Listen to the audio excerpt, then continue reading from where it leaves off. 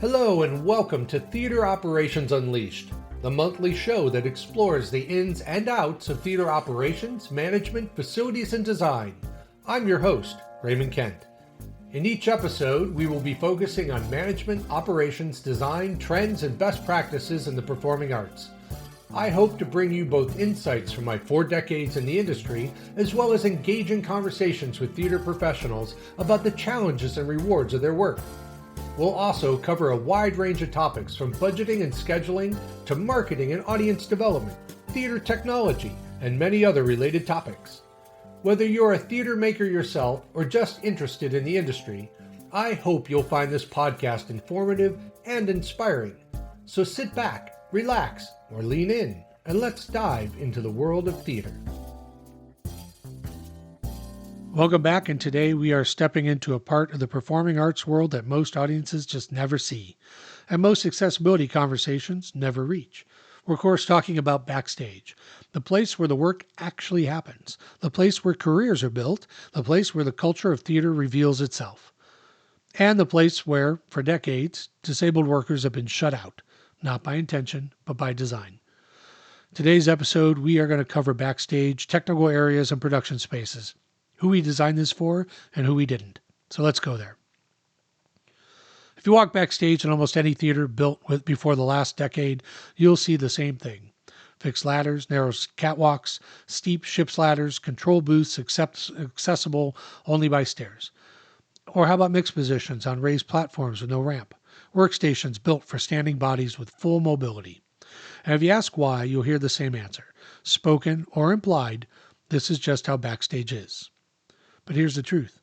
Backstage was designed for a very specific kind of body, a body that can climb, lift, crawl, twist, balance, and navigate tight spaces without hesitation. Everyone else, they were never imagined. And when you design a workspace around one kind of body, you exclude everyone that doesn't match the template. Not by hostility, by invisibility. So let me tell you what that looks like in real life. How about a lighting designer with a spinal cord injury whose career ended because the control booth was up a flight of stairs? Or a stage manager with MS who could no longer reach their calling station because it was perched on a narrow platform? Or how about an electrician with a limb difference who was never considered for jobs because every task assumed two-handed ladder climbing? Or a sound engineer who uses a wheelchair and has never once worked in a venue where the front-of-house mix position was ever reachable? These aren't hypotheticals. These are real people, real careers, real losses. And none of it was inevitable. It was designed, which means it can be redesigned. And unfortunately, the legal reality of Title I doesn't stop at the stage door. Here's something many organizations, they forget. The ADA's employment protections often apply backstage just as much as they apply to the lobby. If a space is part of someone's job, it must be accessible, or the employer must provide reasonable accommodations unless doing so is an undue hardship. That means you can't say, the booth is up the stairs, sorry. You also can't say, this job requires ladder climbing, unless it really does.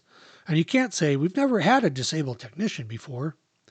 You also can't say, the building's old, so we can't change it. And quote-unquote essential functions, there must be defined really honestly. Climbing a ladder used to be essential for focusing lights. Now we have motorized rigging, lifts, remote focusing, and automated fixtures. Technology has changed the job, and the job descriptions, they just haven't caught up. But let's look at the fly tower, the hardest space, the clearest example. If there's one place where the industry's assumptions show up most starkly, it's the fly tower.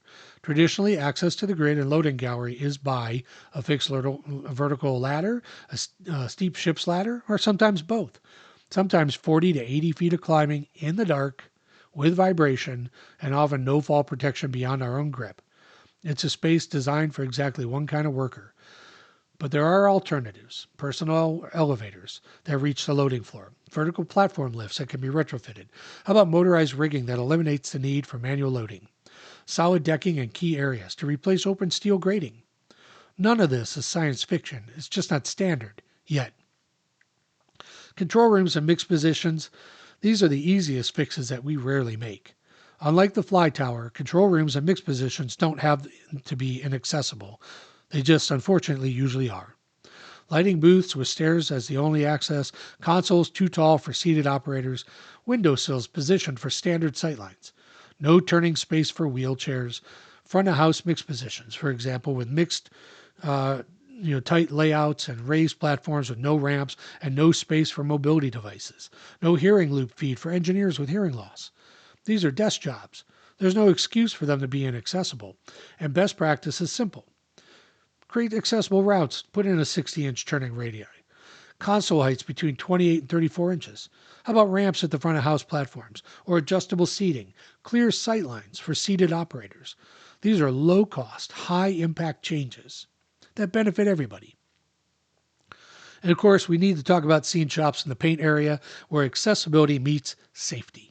Scene shops are governed by OSHA as well as the ADA, and they are full of heavy machinery, tight clearances, high work surfaces, hazardous materials, but accessibility here isn't just possible, it's often safer for everyone. Accessible shops include adjustable height workbenches, clear knee space, reachable tools, motorized paint frames, lift-assisted platforms. How about logical circulation paths? Accessibility and safety are not competing priorities. They are the same priority. And of course, the forgotten workplace entrance, the loading dock. For touring crews and production staff, the loading dock is the front door. But most loading docks sit 48 to 52 inches above grade.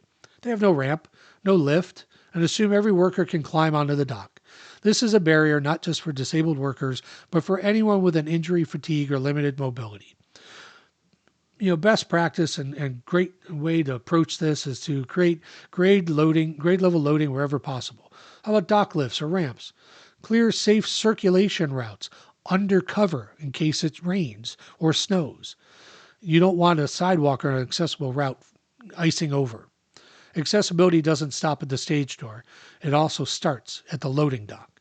And by creating accessible loading, you actually can improve load-in. Find me a stagehand that doesn't like to push something up a ramp rather than pick it up and have to put it on a dock. Makes it easier for everybody. So what's the core message here? If you had to boil this entire episode down to one idea, it's this. Backstage and accessibility is not a law of nature, it's a design tradition. And traditions can change. Performing arts has spent decades designing for a mythical quote-unquote standard worker, but real workers are diverse, real bodies vary, real inclusion requires designing for that reality. Disabled technicians, designers, stage managers, and crew are not exceptions. They are part of the workforce. And they deserve workplaces that expect them, not workplaces that exclude them by default. Backstage is where the art is made. It's where the culture of a theater becomes visible, and it's where accessibility has the power to transform not just the building, but the workforce itself. When we redesign backstage spaces with disabled workers in mind, we don't just remove barriers, we expand who gets to build the art. And that makes the entire field stronger. In our next episode, we're going to step into the dressing rooms, green rooms, and performer support spaces, and the places where performers prepare, recover, and build community. And we're going to ask the same question. Who were these spaces built for, and who were they built without? Thanks for taking the time today to listening to Theater Operations Unleashed. We hope to see you next month.